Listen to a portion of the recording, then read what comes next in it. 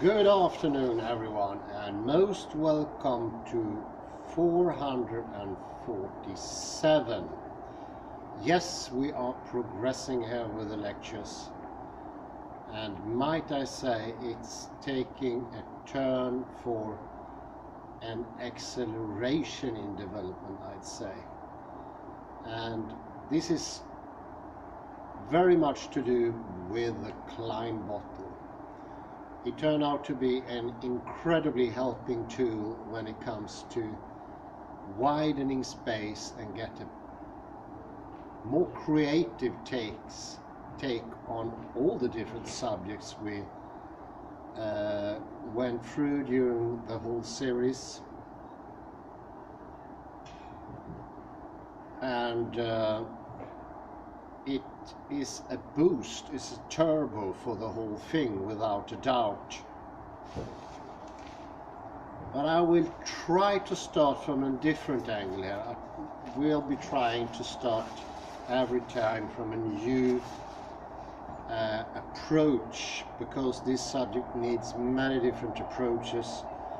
We need to widen the thinking and not be stranded in one thinking, because I think in this cross-reference which the different approaches does, this is where we get the implicit knowledge. One could actually say that there are many different explicit knowledges, and they help us to form a greater implicit understanding.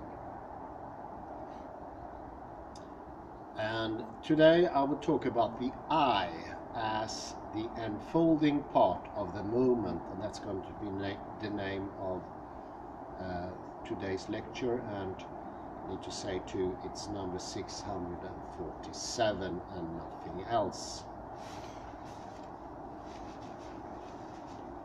And when you look at Western thought as such, one often notices a tendency to wanting to eradicate the I, the knower, the representer,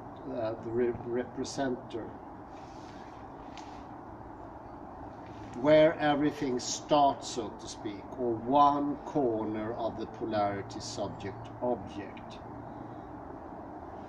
These tendencies are incredibly old. They lie in our back 2,500 years. And as you might well understand, this penetrated every single aspect in our life world.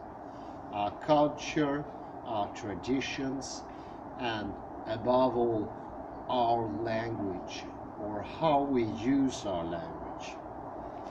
And that need to be understood, because all this makes an implicit knowledge that points to something that is very narrow. And I'd say that is the central perspective, as I mentioned before. It might also be the photographic idea of the world as a photograph. And as I will mention later here in this lecture, it could also have something to do with Euclidean space. Let's go to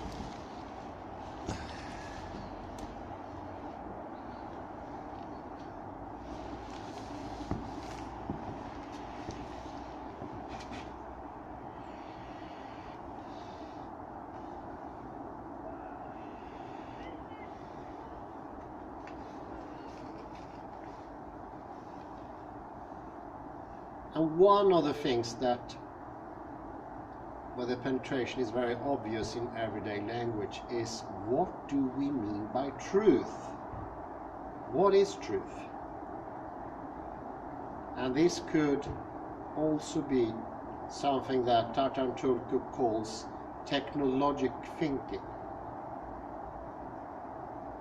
And that's a sort of thinking that by its very construction do not take in the I point, the origin, the subject, the observer, the starter.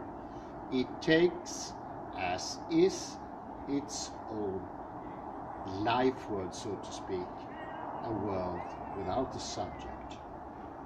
And this, I'd say, is what we mean by truth these days. Truth is no longer what it used to be, as already Parmenides said, because it changed. And by that we change too.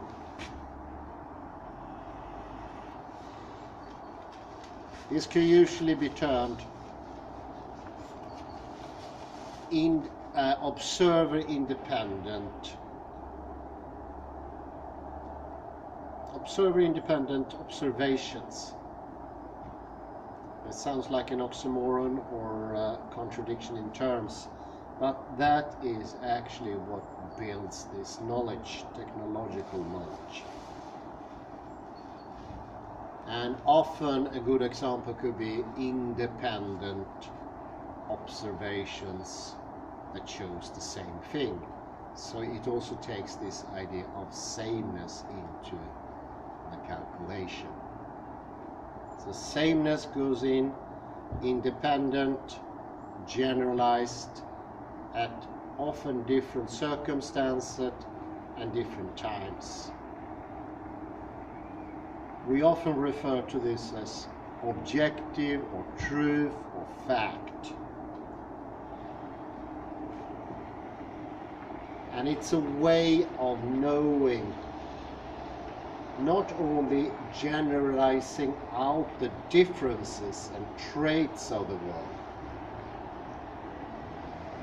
of the objective side. It does also generalize out the properties of the other part of the polarity, the subjective, the subject, the I. It comes to the background, or it's pushed to the background, and it's blocked out as something that can be a complete stop for knowledge. It's a dark zone. Our thinking stops there. It doesn't go into the I. It doesn't go into what starts the whole process. That's not part of knowledge. And I'd say that's literally darkened out in the way it is not unfolded. It's not open. It's not alatea. It's in the tea, in the darkness.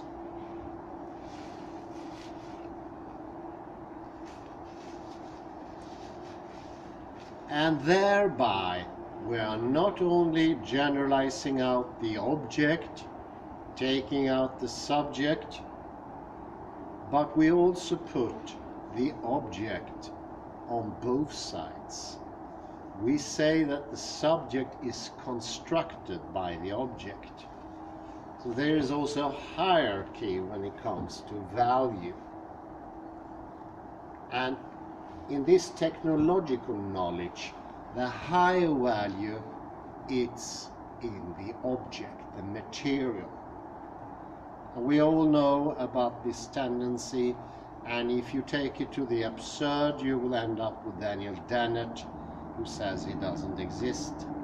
And he's made of these objective parts that are uncreated. No observer ever created these objective particles, these Democratian atoms. That is the starting point of Daniel Dennett himself. They are unmade. And his thinking is not only unmade, it's not here. It's otherworldly. It's not of this world. He cannot answer the question of what material is representation, because that's a complete blank. It's a no question. It never turned up in his mind. He never pondered about it, because it's a complete darkness. It's a part of consciousness that's blocked out. Exactly in the same way, our defense mechanism blocks out things we don't want to know about, like death, similar stuff.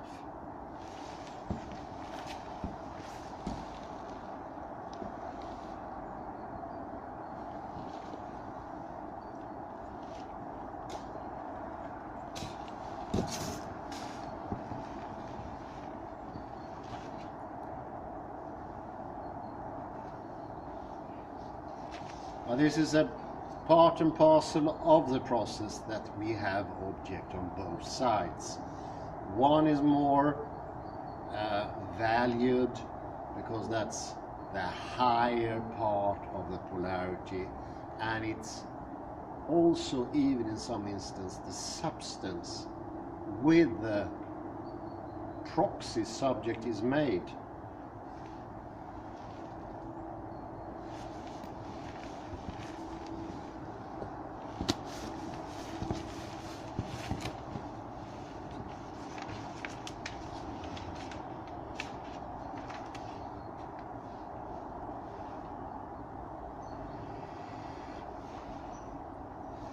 It's a bit like the central perspective, where the observer, the one seeing the whole thing, is hidden in some way. It's not completely hidden, but it's pushed into the background. It's not out in the open, it's blocked out. And I think that's one of the reasons everybody thought that Brunelleschi's invention was so fantastic, because it does exactly what we know all the time, people seem to be thinking.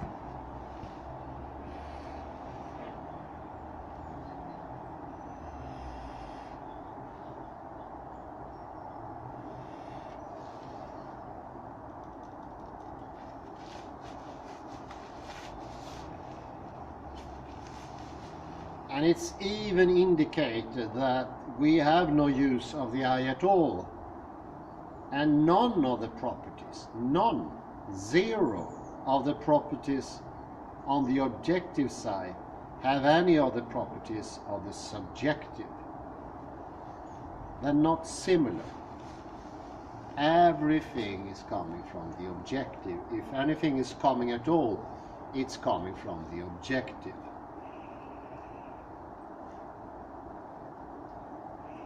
The subjective is the real other, the alien thing, not there, not accepted, not seen. And of course, as a reaction of this, we get the proxy representation. This is the way to save the situation, to get the equation to come together, to be working out. For some reason, representation just pop up in the open, and it's there. It's coming from nowhere, oddly enough. It's not coming from me. The representation is not in me. It's just out there, representing the whole world. And of course, this was the problem that the earlier Wittgenstein tried to solve in Tractatus. Did he succeed? Well, he didn't think so. Later Wittgenstein didn't see that as a working hypothesis. Didn't even work out for Wittgenstein. And it didn't work out for Gödel, very clearly shown in his inconsistent insight into set theory. There is no independent foundation of mathematics itself. It doesn't have the fantastic capacity to represent itself. It needs a representer. And all of a sudden, the truth was out there. There is a need for a representer to make mathematics work. A horrible truth that completely broke Gödel as a human being. He starved himself to death, and the one who incited him to do the business, Hilbert, he didn't fare much better. It's a horrible insight. Well, it's just, I would argue, a part insight. Because if you see the whole picture, maybe the horrors will recede a bit. It won't be as fearful. But it's good to know what shock this brings about when people realize that things cannot really represent themselves. Horrors entrat Homo sapiens. What can one do?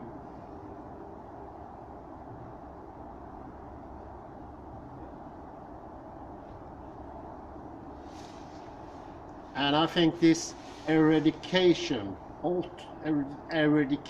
process is part and parcel why we tend to see things in the world as not personalized, not human, not vivid, not living.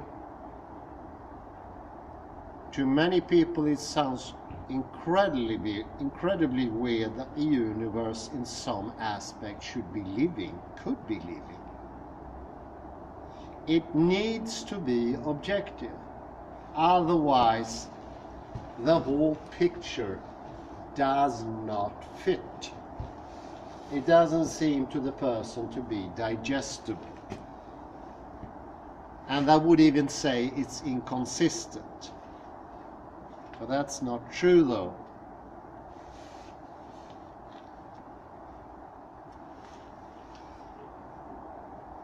But I will point especially to that the generalization of the object, of the objects, of the observed, and the generalization out of the subject, what represents, goes together. As generalized the objects are, as generalized is also the subject. They mirror each other. Actually, there seemed to be some sort of entanglement going on here. There seemed to be a connection, and this is the connection they found in quantum physics. It's called entanglement. Einstein called this spooky action at a distance. He did not approve. He was not happy with the subject entering in this nasty, measly way, showing his ugly forehead up in the equations.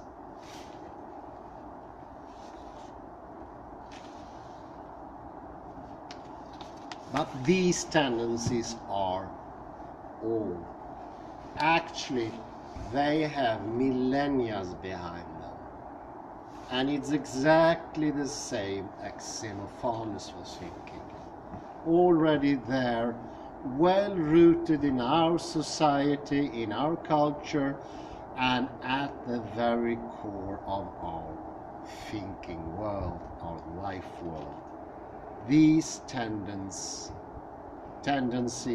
has been very well under everything. The foundation, the not outspoken foundation, but always there.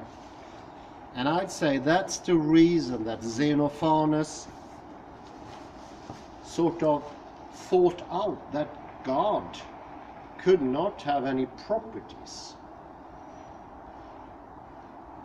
He wanted to sort of sterilize God, taking all these different properties that he felt that the gods have. Difference, he didn't like difference. It annoyed him that the gods were different when you went from one town to another, from one part of the Greek-speaking world to another, from one part of the Greek-speaking world to an Egyptian-speaking world. He did not approve of the differences. He wanted it to be sane. So he said that God does not have any qualities. That's something bad for a God, to have qualities, to have properties, to have differences, to be with a depth and all those things. And this leads me something that I think is quite cute or interesting. You can term it whatever you want to. But how often don't you hear from clerics these days that it's all the same God? It doesn't matter what tradition, what religion, what culture you're from, but it's the same God. Here you go. Here we have Xenophanes 2000 years later, and it's still the same conclusion. God does not have any properties.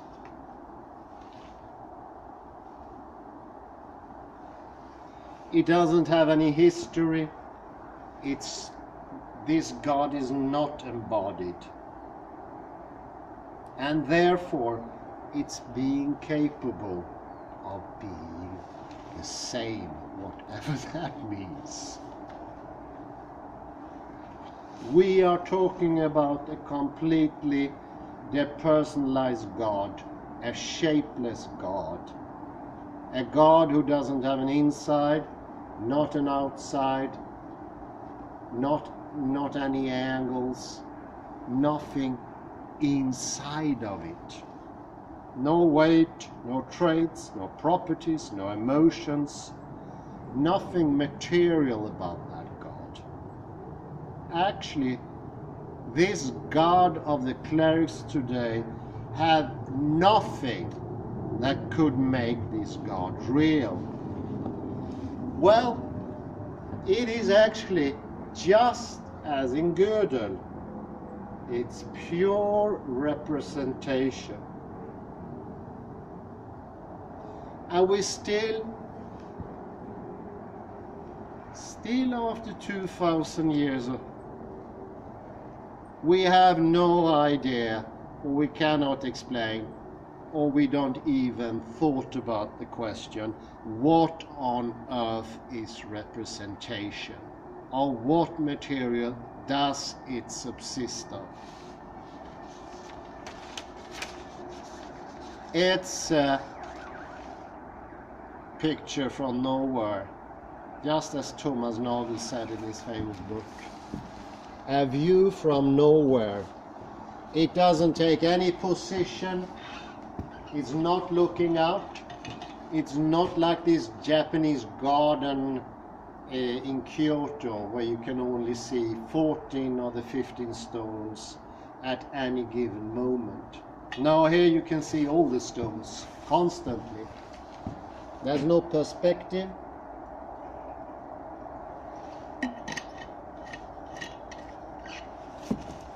And actually perspective is something bad.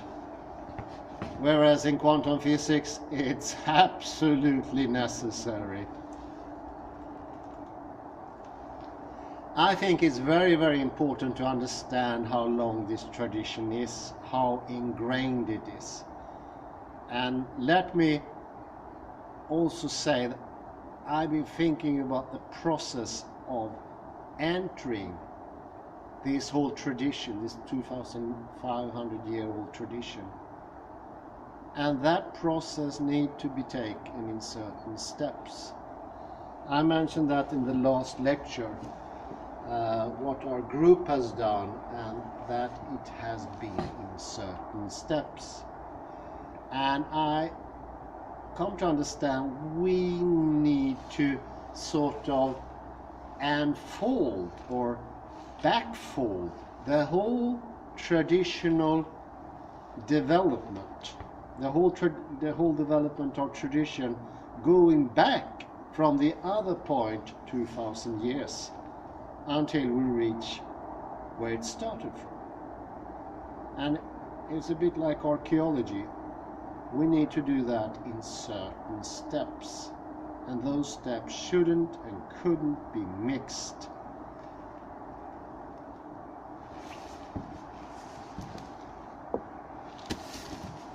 Because knowledge unfold and unfold in a particular way. That's the whole movement. It's not static as Plato or Socrates would have had it. Knowledge is in itself moving, and it has its stages. There is a point of view, even in knowledge.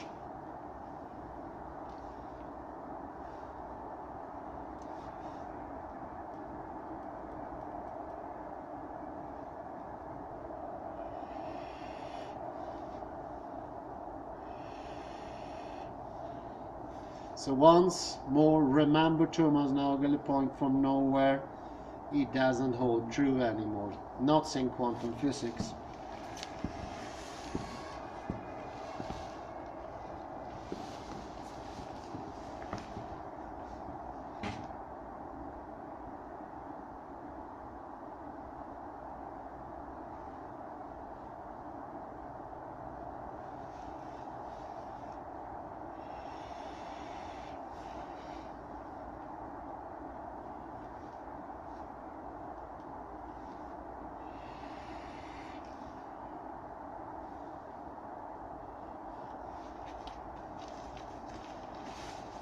I will end the lecture with looking at another book, yet another perspective, and this is how the Klein bottle started, with Mr. Stephen M. Rosen, and his book Topologies of the Flesh, a multidimensional exploration of the life world.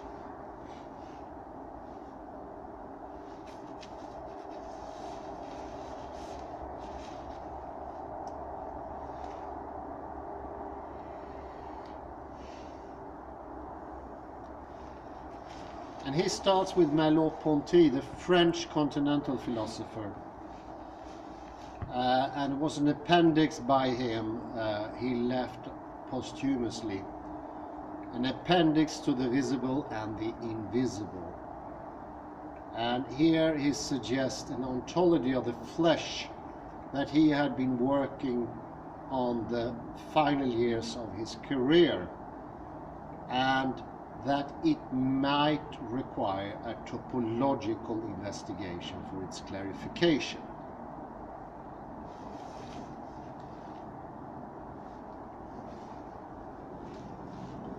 And this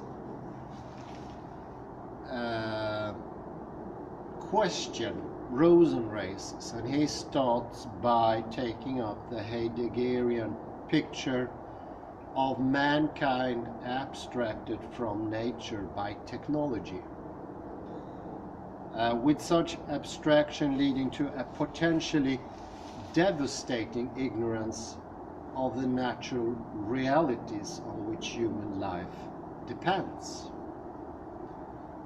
And this abstraction is for Rosen grounded in a way of perceiving on which early signs may be seen in ancient culture and the coming to prominence of alphabetical language, and of which the Renaissance turned to perspective and to an individualistic and rationalistic understanding of the nature is a crucial juncture.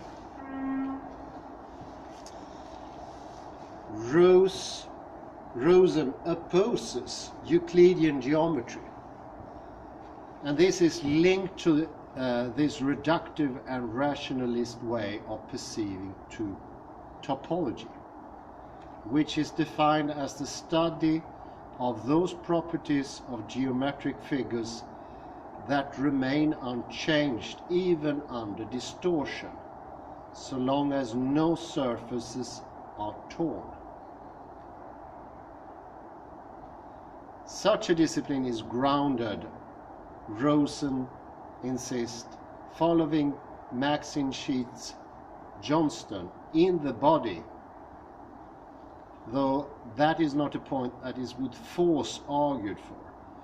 For Rosen, this abstract branch of mathematics, the most abstract of the abstract sciences, pushes the course of abstract thinking to its interior limit, which is the only way out of abstraction simplicity, a way which passes fully through abstraction.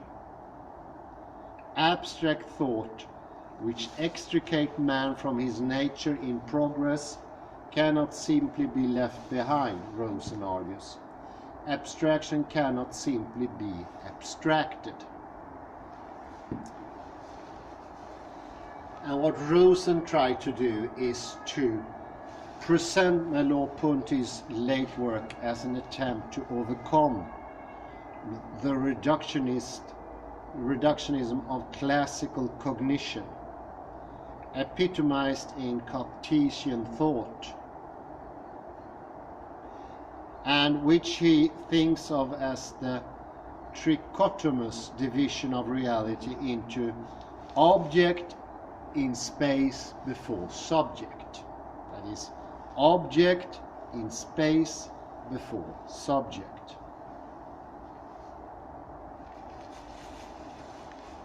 So for Rosen, the hyper-abstraction of topology is in fact the way towards a rediscovery of the life world.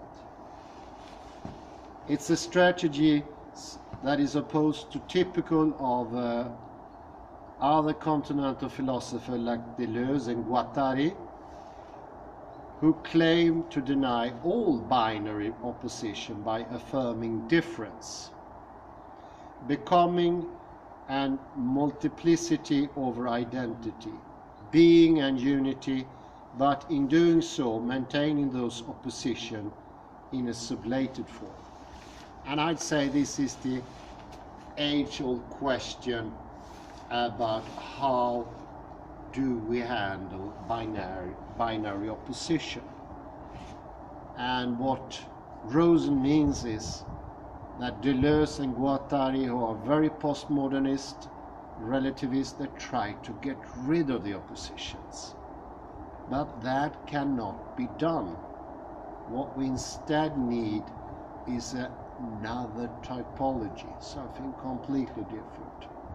Something not thought of by the postmodernists, and especially not Guattari and Deleuze.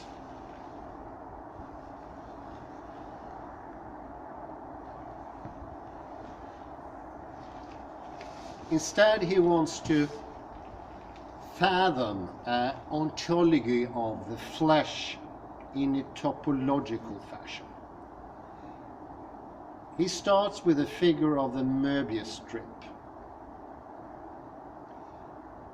something that is constructed, I've shown it before, by twisting a piece of paper halfway, 180 degrees, and gluing the two sides together.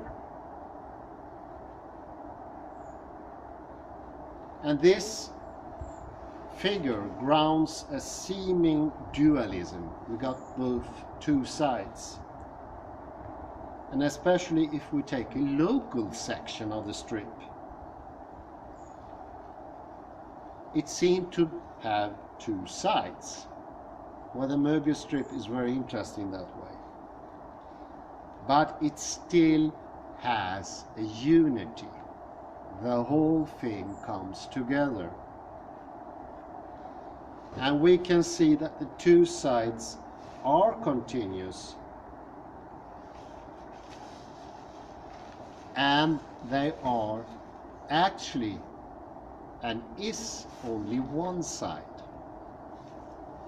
when we take the whole figure in account. So here you see that dualism is a local tendency in the worldview of Rosen. But if you take the whole thing into account, you see that the two polarities, subject and object, comes together. in only one side. Because actually the Möbius strip is that original thing. It only has one side, even if it looks like an ordinary strip. And if you start walking on a gigantic Möbius strip, you will pass all the surface without having to go to the other side. And this is, of course, what he means by a topology. The Möbius strip is a typological object.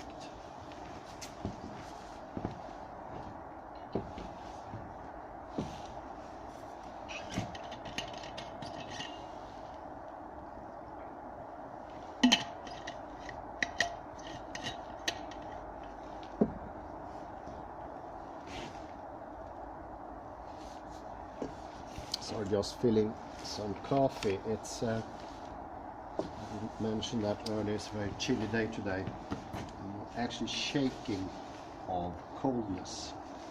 I think this is the first sense of winter today. But he continues, he doesn't stop with the Möbius strip, he goes further. So if it were possible to join two Möbius strips with opposite twists, one twisted to the left, the other one twisted to the right, and then we have two Möbius strips, and we join them at their edges, we will get a Klein bottle. And this is a shape that obviously is impossible in three-dimensional space, but what we get is a higher order counterpart of the Möbius strip. And this one displays a similar relationship between part and whole. In a local section, the Klein bottle is seen to have a contained part, a volume.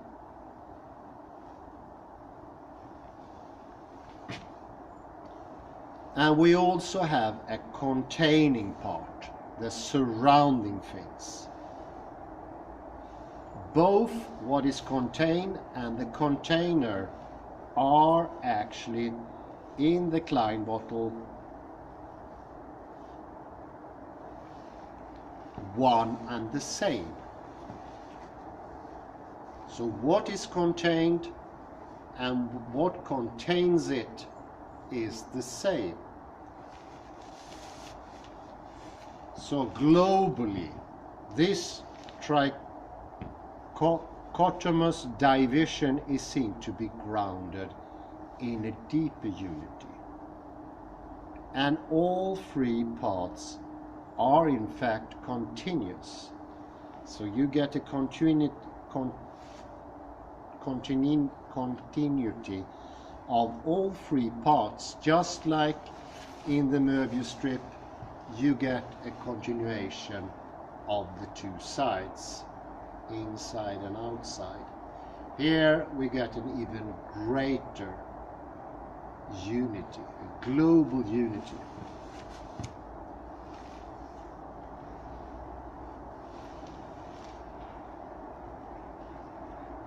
And in the later parts of the book, he starts to bisect the Klein bottle. And he goes into the Möbius strip and he looks at the topological figures that can be obtained by further bisecting, parting in two. Some of this is the lemniscate and the sublemniscate. These figures are linked to dimensionalities. And Rosen sees these as models for stages in the ontogenesis.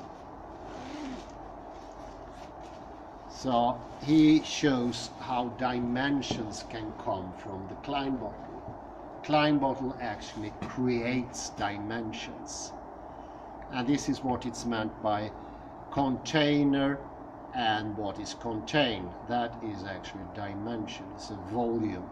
So it's one order higher than the Möbius strip. And this is very important to understand, because all of a sudden the explaining power and the knowledge power of the Möbius strip is exponentially wider.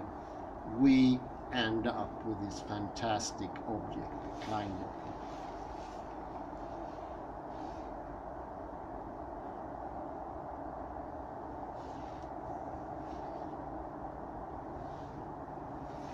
One could say that Rosen has somewhat of an Hegelian understanding, in which the ontogenetic development of being itself is seen in its ongoing unfolding.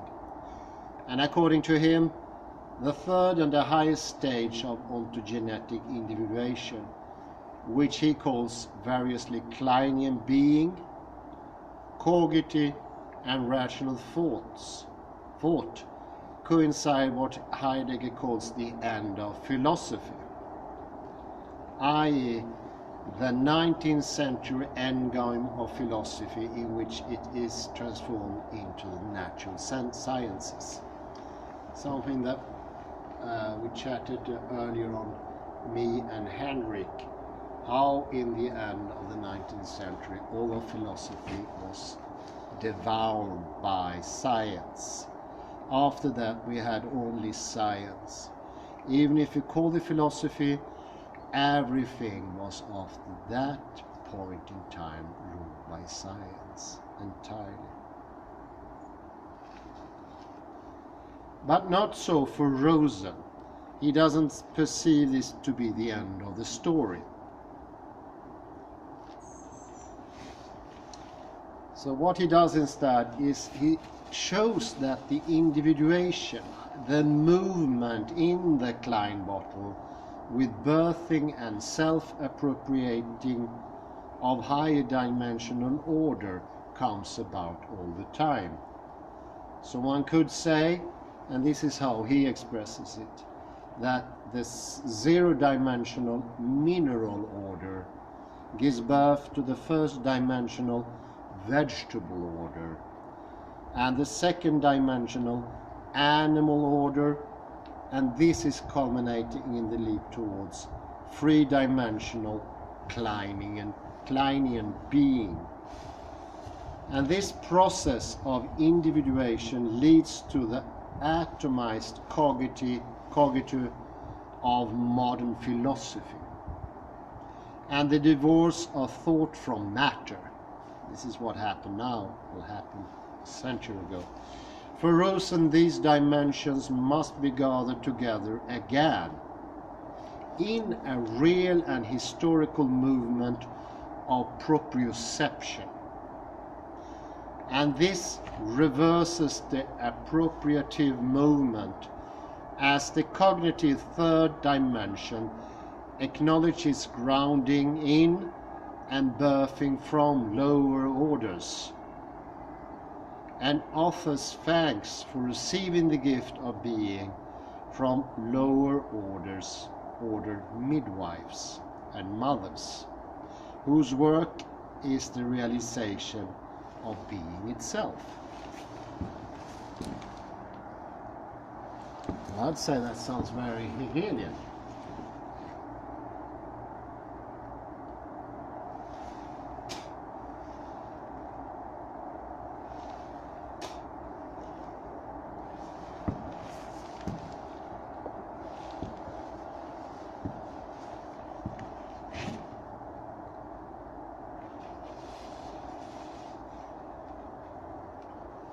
So he tries in the later part of the book to show this development, and he calls this typogeny, the birth or the development of the different typological features. And he frequently refers to these matrices. You can see it more and more as the book progresses, and the argument is structured around them. And the meaning seemed to be that once you understand the topological features, everything in Hegelian thinking and what is the end of philosophy comes clear. and all of a sudden what is perceived as the end of philosophy, the complete division of thinking and the intention of thinking, and the complete division that we come to today, we come to the absolute definite division between mind and matter. Is never ever been drawn so long as it is today, and the end product is of course Daniel Dennett, but he's not alone. His conclusion, I'd say, is the conclusion of population whole. If they get time enough to think of it, they will reach the same conclusion. But what Rosen shows is that is not the end of the development. What it will be is the recognizing where it all came from. Where is it stemming from? And it's coming from lower order systems. And when we understand this, we get another wholeness, and we see that this development is only part of something more primordial, more fundamental. And it's actually a wholeness in the development. So here you see the whole development is inside the climate. And here we have something very similar with the expansion of the universe. Something that is extremely hard to understand for the general public, for me as well, of course. And this expansion is not in distinction to compression. This expansion is only expansion. It doesn't take compression as its opposite. And for me, it was a clearing moment last night, actually, when I realized that, because I never come to grip with it. And it wasn't even a question for me, it was just too obscure to be put in my head. But here again, the Klein bottle helped. I understood all of a sudden, expansion doesn't have to be contradictory to compression. It's not coming from compression. It doesn't take any feature of compression. Actually, expansion can have feature of compression. Well, this was rather a long lecture, but I say thank you very much. It's way too cold here and I need to get into the car. Goodbye.